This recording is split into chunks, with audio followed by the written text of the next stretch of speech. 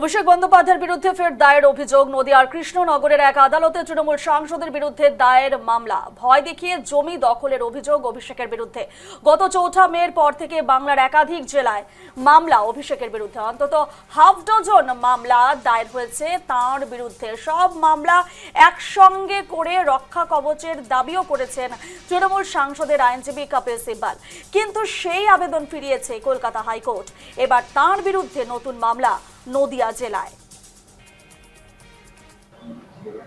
ঘটনাটা আমাদের যে পলাশি কৈতান কোম্পানির যে ভেস্টেড ল্যান্ড রয়েছে 33,000 একর বিঘা সম্পত্তি আনুমানিক, যেটা আমরা শুনে এসেছি, ওখানে তৃণমূল গভর্নমেন্ট আসার পরে এই মিল কোম্পানিটা বন্ধ হয়ে যায় এবং ওর একাধিক যন্ত্রাংশ, কলকারখানা, ফ্যাক্টরি সবটাই লুট হয়ে গেছে।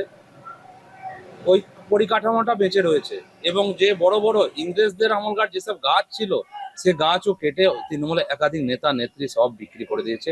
সব পদাধিকারী, কেউ অঞ্চল সভাপতি, কেউ মেম্বার, কেউ প্রধান, কেউ এমএলএ, এই ধরনের একাধিক পদাধিকারী তারা এই ঘটনাগুলো ঘটেছে এবং প্রতিটা জমিতে বাগানকে বাগান কেটে উড়িয়ে দিয়েছে এবং 30-40 ফিট করে মাটি কেটে সব মাটি এদিক ওদিক বিক্রি করে বিভিন্ন জায়গায় পাচার করেছে।